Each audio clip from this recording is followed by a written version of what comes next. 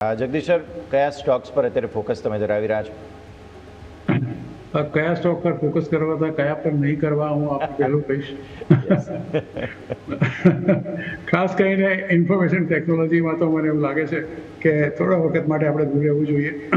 કારણ કે વચમાં આપણે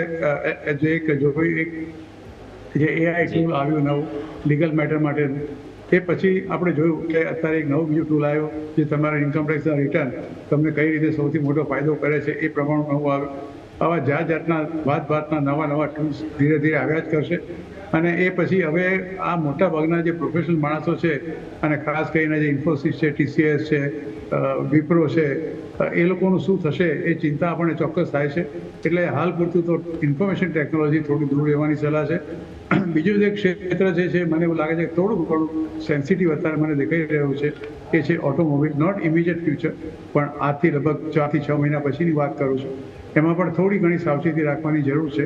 જે ડીલ આપણે EU સાથે થઈ છે અને જે ઇમ્પોર્ટની આપણે વાત કરી છે, અમેરિકા સાથે પણ જે જાતની ડીલની વાત થઈ છે અને એમાં જે પણ ઇમ્પોર્ટની વાત થઈ છે, એમાં ઓટોમોબાઈલ સેક્ટરને થોડી ઘણી ચિંતા ચોક્કસ કરવાનું આવશે. એટલે બહુ મોટી પોઝિશન એમાં રાખવાની પણ મારી સલાહ નથી.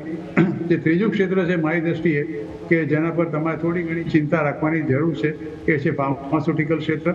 ભલે એમને કોઈ જેનરિક મેડિસિન્સ પર કોઈ ટેક્સ ના નાખ્યો હોય, પણ આજે ને કાલે કોઈક ને કોઈક એમાં કોઈ જાતના ફેરફાર આવશે એ નિશ્ચિત છે. કારણ કે એક જ એવું ક્ષેત્ર હતું કે જેણે આ 50% ડ્યુટી જેને નહોતી લાગી, એટલે એનાથી ચેતા રહેવાની જરૂર છે. એટલે આ 3 ક્ષેત્રથી આવનાર એટલીસ્ટ 3 થી 6 મહિના માટે બહુ જ સાવચેતીથી કામ કરવાની જરૂર છે.